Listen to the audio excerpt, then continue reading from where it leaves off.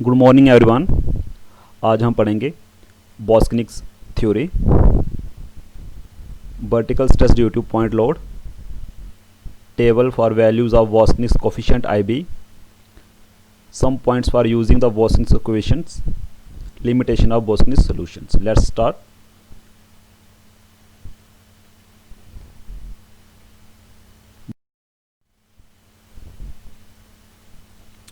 बॉस्कनिक्स theory. तो Boussinesq theory क्या कहती है? लेट अस सपोज जहाँ पे मेरे पास कोई ग्राउंड सरफेस है, कोई भी ग्राउंड सरफेस हो सकती है ये, ठीक है। और जहाँ पे जो बिलो द ग्राउंड सरफेस में जो सॉइल मास प्रेजेंट है, जहाँ सॉइल प्रेजेंट है वो कौन सी सॉइल है? वो सेमी इन्फिनाइट सॉइल मास है। तो सेमी इन्फिनाइट सॉइल मास का मतलब है कि ऐसा सॉइल मास जिसकी जो डाउनवर्ड डायरेक्शन है वो लिमिटलेस है। डाउनवर्ड डायरेक्शन में जो सॉइल है का विस्तार है वो क्या है? लिमिटलेस है। जहाँ फिर हॉरिजॉन्टल सॉइल मास क्या है? वो लिमिटलेस है। जहाँ हम दूसरे वर्ड्स में ये कह सकते हैं कि सेमी इन्फिनाइट सॉइल मास वो सॉइल होती है जो टॉप पे जहाँ पे क्या होगी? लिमिटेड रहेगी, बट अगर मैं इसकी हॉरिजॉन्टल बात करूँगा तो अनलिमिटेड हो जाएगी। जहाँ फिर डाउनवर्ड की बात करें वो अनलिमिटेड रहेगी, लेकिन टॉप पे क्या रहते हैं? वो लिमिटेड रहते हैं। हम कहते हैं सेमी इन्फिनाइट सॉइल मास। तो जहाँ पे हम क्या करेंगे कि जब हम सेमी इन्फिनाइट सॉइल मास के ऊपर कोई पॉइंट लोड लगाएंगे, जिसमें P लिख रहा हूँ, जहाँ कोई कंसनट्रेटेड लोड लगाएंगे पर्टिकुलर पॉइंट के ऊपर, उस लोड लगाने की वजह से जो मेरा यहाँ पे सेमी इन्फिनाइट सॉइल मास प्रेजेंट है यहाँ पे इस लोकेशन पे, उसमें कितना स्ट्रेस कितना डेवलप हो रहा है, उसमें डिफॉर्मेशन कितनी आ रही है, उस चीज़ को कैलकुलेट करने के लिए बॉस्कनिक्स ने एक थ्योरी डेवलप की जिसे नाम दिया गया बॉस्कनिक्स थ्योरी। और ये थ्योरी हमारे पास 1885 में इंट्रोड्यूस हुई। तो बॉस्कनिक्स ने इस थ्योरी को डेवलप करने के लिए कुछ अजम्पशंस प्रोवाइड की कि इस थ्योरी को आप तभी अप्लीकेबल कर सकते हो, अगर उसके लिए हमें कुछ अजम्पशंस फॉलो करनी पड़ती है। तो फर्स्ट अजम्पशंस क्या कहती हैं कि जो हमारे यहाँ पे सॉइल मास प्रेजेंट होगा वो इलास्टिक मीडियम होना चाहिए, और इसकी इलास्टिसिटी की जो वैल्यू है वो कांस्टेंट रहनी चाहिए थ्रू आउट द एंड, और उसने मॉडल ऑफ इलास्टिसिटी को फॉलो करना है और हुक्स लॉ को वो फॉलो करेगा। सेकंड कहता है कि जो सॉइल मास है वो होमोजीनियस होना चाहिए। होमोजीनियस मतलब होता है कि जहाँ पे जो हमारा सॉइल मास प्रेजेंट है, ठीक है, ऑल पॉइंट्स में, चाहे वो डाउनवर्ड हो, चाहे वो हॉरिजॉन्टल हो, चाहे वर्टिकल हो, उसकी एक आइडेंटिकल इलास्टिक प्रॉपर्टीज़ होनी चाहिए सभी डायरेक्शन में। थर्ड कहता है कि जो सॉइल इज आइसोट्रॉपिक, सॉइल हमारे पास क्या होनी चाहिए? आइसोट्रॉपिक्स होनी चाहिए, मतलब कि जो आइडेंटिकल इलास्टिक प्रॉपर्टीज़ हैं ऑल डायरेक्शन वो सेम होनी चाहिए। फोर्थ कहता है कि soil mass is semi infinite, soil मास हमारा सेमी इन्फिनाइट होना चाहिए। जैसे मैंने आपको पहले बताया कि सेमी इन्फिनाइट का मतलब होता है कि जहाँ पे जो सॉइल मास जो है प्रेजेंट है वो लिमिटलेस है, उसकी लिमिटलेस डायरेक्शन होगी डाउनवर्ड में और लिमिटलेस होगी हॉरिजॉन्टल में। जहाँ फिर हम दूसरे वर्ड्स में ये कह सकते हैं कि टॉप में वो लिमिटेड, उसका लिमिटेड होगा, लेकिन अगर हॉरिजॉन्टल बात करेंगे तो वो लिमिटलेस रहेगी, और हॉरिजॉन्टल बात करेंगे वो लिमिटलेस करेगी। उसे हम कहते हैं सेमी इन्फिनाइट सॉइल मास। नेक्स्ट हमारे पास आता है, फिफ्थ पॉइंट आता है कि जो हमारा सॉइल वेट वहाँ पे जो प्रेजेंट है ग्राउंड सरफेस के नीचे, ऐसे जहाँ पे जो सॉइल वेट जो ये प्रेजेंट रहेगा यहाँ पे, इसे हम क्या करते हैं? इग्नोर कर देते हैं। The soil is initially unstressed. Starting में क्या होगा? जो सॉइल यहाँ पे प्रेजेंट है ये क्या होगी? अनस्ट्रेस्ड होगी, मतलब कि जहाँ ये free from residual stress, residual stress से फ्री रहेगी before application of the load, load apply करने से पहले कोई भी इस पर रेजिडुअल स्ट्रेस नहीं होगा। Top surface of the medium is free from shear stress and is subject to only the point load at a specified location. जो हमारा टॉप सरफेस है जहाँ पे, ठीक है, इस पर किसी भी तरह कोई भी शेयर स्ट्रेस नहीं होगा, और हम इस पर्टिकुलर पॉइंट पे एक स्पेसिफिक लोकेशन पे क्या करेंगे? पॉइंट लोड अप्लाई कर देंगे इस तरह से। एट्थ पॉइंट आता है continuity of stress is considered to exist in medium. हम कंसीडर करेंगे जो कंटिन्यूटी स्ट्रेस है वो एग्जिस्ट कर रहा है यहाँ पे इस मीडियम में, सॉइल मीडियम में। The stress are distributed symmetrically, जहाँ पे जो स्ट्रेस जो होगा वो डिस्ट्रीब्यूट होगा symmetrically with respect to axis. X axis में कहाँ आएगा? डाउनवर्ड की तरफ, मतलब वर्टिकल एक्सिस के बारे में बात करेंगे। नेक्स्ट हमारे पास vertical stress due to point load, कि पॉइंट लोड की वजह से वर्टिकल स्ट्रेस कैसे हम उसको फाइंड आउट करते हैं। तो उसे फाइंड आउट करने से पहले हमें क्या करना पड़ेगा? जो गिवन फिगर को देखना पड़ेगा। Figure shows the horizontal surface on the elastic continuum subject at a point load Q at a point O. तो हम फिगर में देख रहे हैं कि जी हमारे पास जहाँ पे ग्राउंड सरफेस है और एक पर्टिकुलर पॉइंट के ऊपर, जहाँ पे देखिए आप पर्टिकुलर पॉइंट के ऊपर मैं क्या कर रहा हूँ, लोड अप्लाई कर रहा हूँ, जिसको नाम मैं इंट्रोड्यूस कर रहा हूँ क्यू के साथ। तो जो पर्टिकुलर पॉइंट है जहाँ पे मैं लोड अप्लाई कर रहा हूँ उसको मैं इंट्रोड्यूस कर रहा हूँ ओ के साथ, ठीक है। तो जहाँ पे हम यूज़ करेंगे logarithmic stress function elasticity problem के लिए, जहाँ पे हमारे पास इलास्टिसिटी की प्रॉब्लम है तो उसको हम फाइंड आउट करने के लिए लॉगरिथमिक स्ट्रेस फंक्शन का इस्तेमाल करेंगे। Boussinesq proved that the polar stress, जो polar stress sigma R at point P is given है, उसने इंट्रोड्यूस किया कि जो पोलर स्ट्रेस आप देखेंगे यहाँ पे ब्लू लाइन में जो पोलर स्ट्रेस है, ठीक है, जो पोलर स्ट्रेस है एट पॉइंट पी के ऊपर, इस पी के ऊपर, उसको डिनोट किया है सिग्मा आर के साथ। जहाँ पे एक पॉइंट है पी, जहाँ पे जो पोलर स्ट्रेस आ रहा है सिग्मा आर, ठीक है, बॉस ने इसको प्रूव किया है। तो उन्होंने क्या किया, जो सिग्मा आर, जहाँ पे जो मेरे पास सिग्मा आर लग रहा है पॉइंट पी के ऊपर, तो वो किसके इक्वल है 3.2 pi into Q cos beta पान 2r। इस पॉइंट के ऊपर पी के ऊपर जो सिग्मा आर मेरे पास आ रहा है, जो पोलर स्ट्रेस मेरे पास आ रहा है, वो आ रहा है 3.2 पाई क्यू कॉस बीटा पान 2r। तो Q is the load, Q is the load applied a particular location. Cos beta, तो कोस बीटा क्या है, कोस बीटा एंगल है मेरे पास बेस पॉन हाइपोटेन्यूज। तो यहाँ पे देखेंगे हम, जहाँ पे इस तरह की राइट ट्रायंगल बन रही है यहाँ पे, तो जहाँ पे बेस और हाइपोटेन्यूज की बात करेंगे यहाँ पे इस तरह से, तो कॉस बीटा आ जाएगा अपॉन आर स्क्वायर। इसको क्वेश्चन हम बोल देंगे ए। आर क्या है, R is the polar distance between O and P.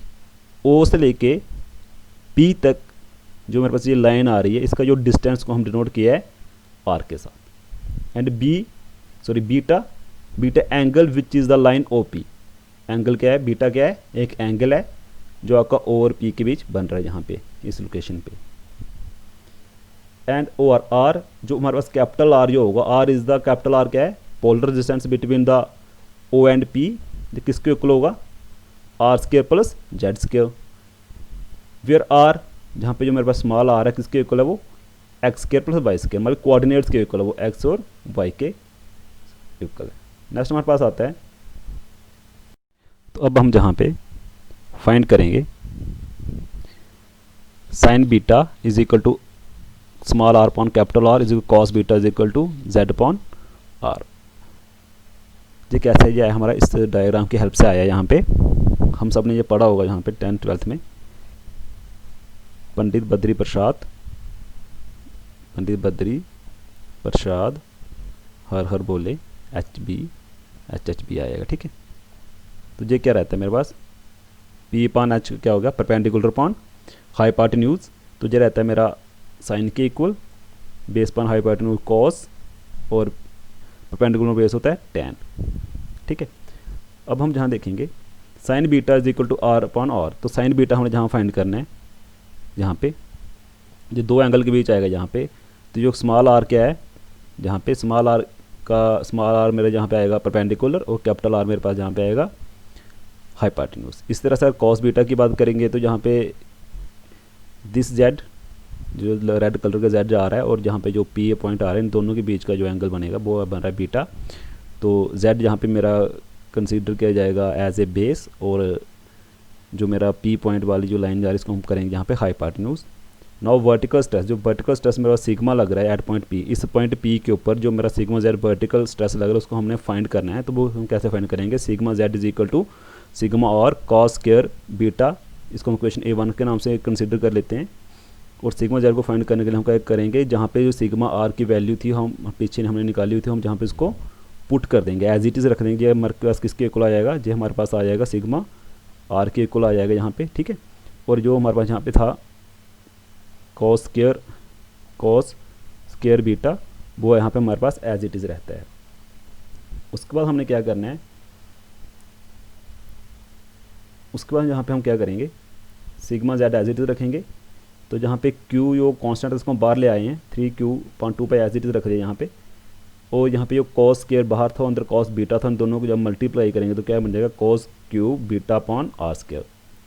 तो सिग्मा जेड ऐसे रखेंगे यहाँ पे अपॉन 3Q/2 पाई, और cos Q beta, cos beta क्या था हमारे पास जेड अपॉन आर, तो जहाँ पे हम उसकी वैल्यू पुट कर देंगे जेड अपॉन आर की, R square as it is रहेगा क्यू के ऊपर एज इट इज़ रहेगा।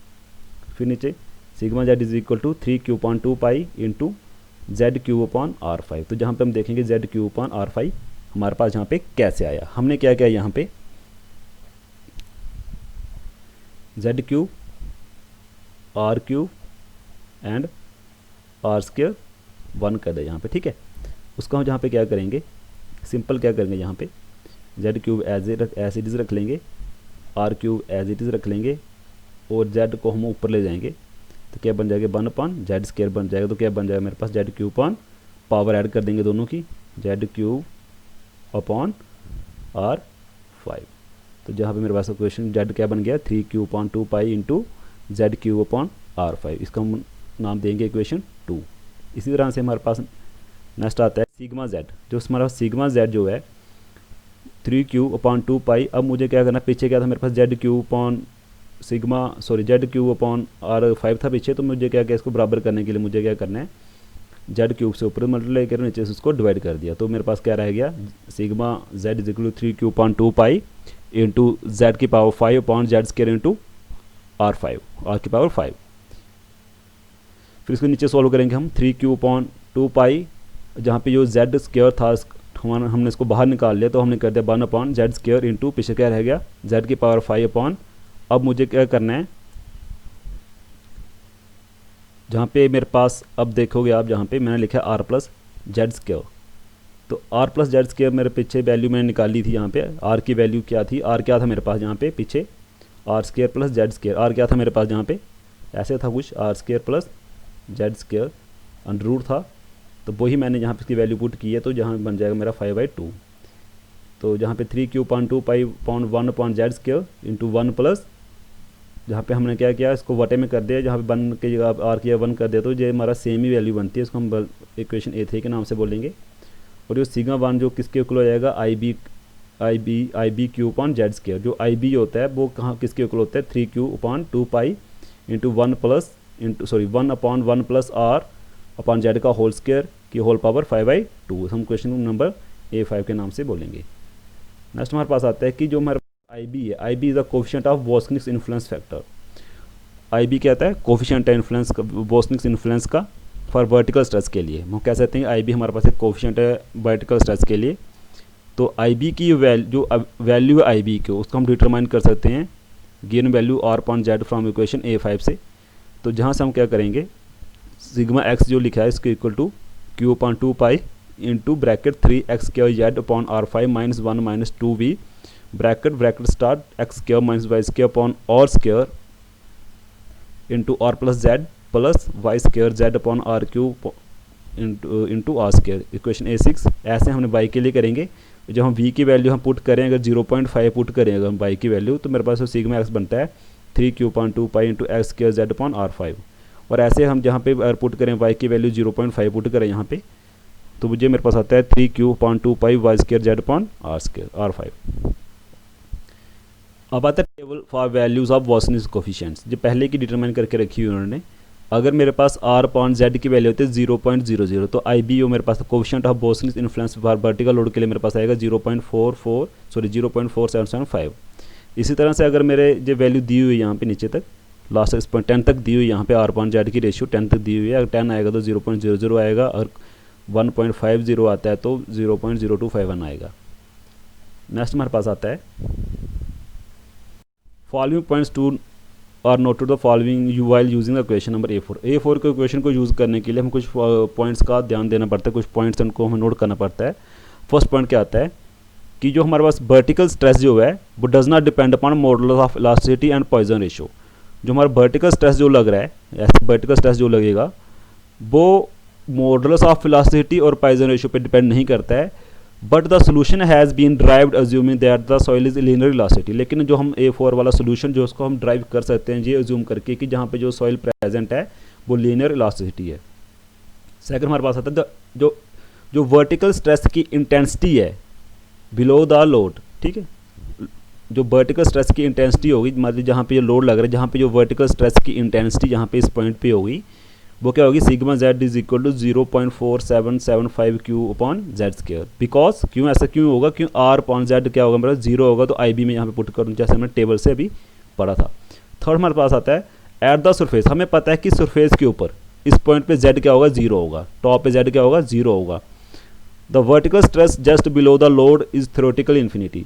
जो वर्टिकल स्ट्रेस जो होगा लोड के नीचे, जहाँ पे जो वर्टिकल स्ट्रेस जो होगा, हम जो थ्योरेटिकली बात करेंगे तो वो लिमिटलेस है। जहाँ पे जो स्ट्रेस होगा लिमिटलेस होगा, थ्योरेटिकली बात करेंगे हम। अगर हो सकता है, अगर एक्चुअल केस में बात करें हम, जो सॉइल अंडर द लोड जील due to high pressure stress, हो सकता है कि अगर हम एक्चुअल केस में बात करें, जो सॉइल जहाँ पे प्रेजेंट है, जिस पे लोड लग रहा है, तो वो हो सकता है सॉइल हाई स्ट्रेस में वो हो।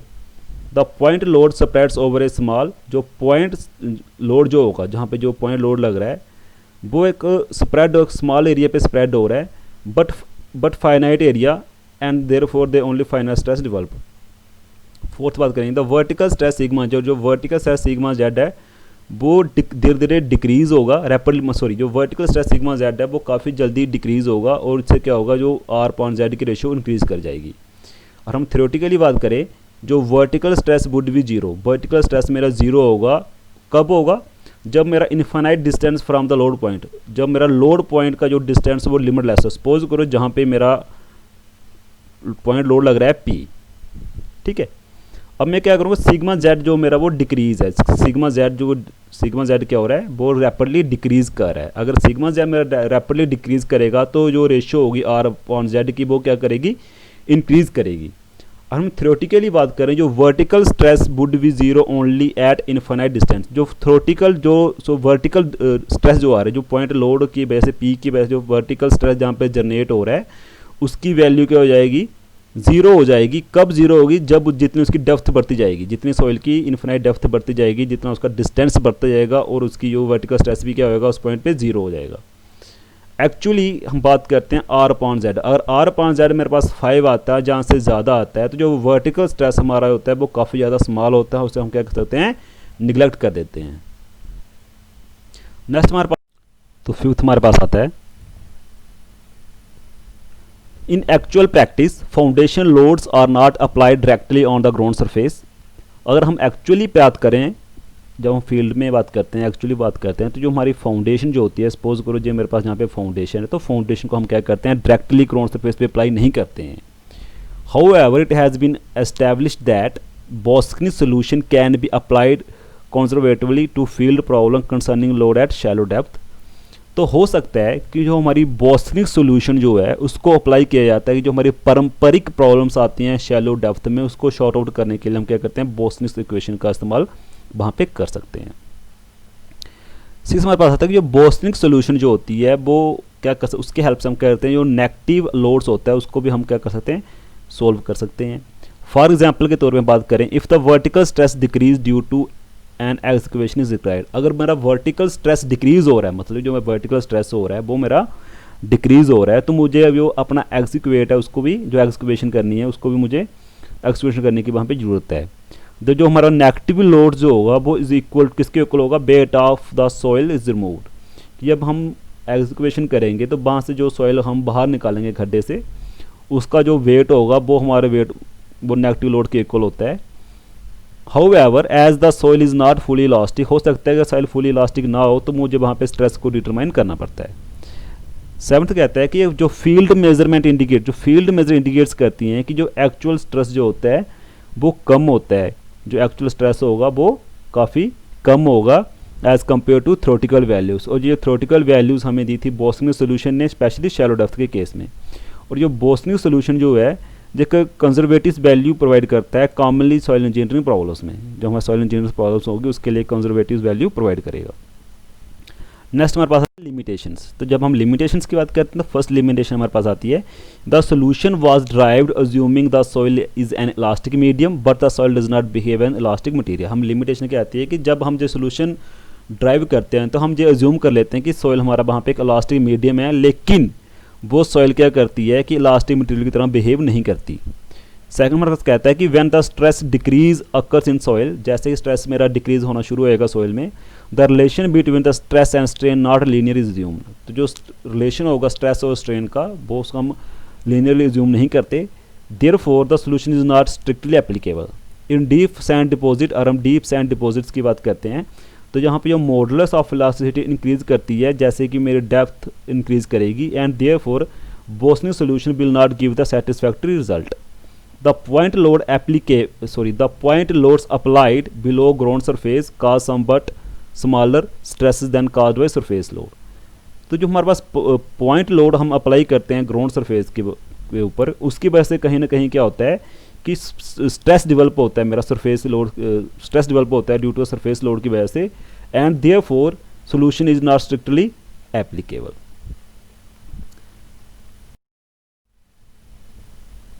Thank you class, thank you for watching this video. अगर किसी भी स्टूडेंट्स को इस टॉपिक की पीडीएफ चाहिए होंगे तो मैं अपने डिस्क्रिप्शन में उसका लिंक दे दूंगा, काइंडली वहाँ से डाउनलोड कर सकता है। Thank you for watching this video.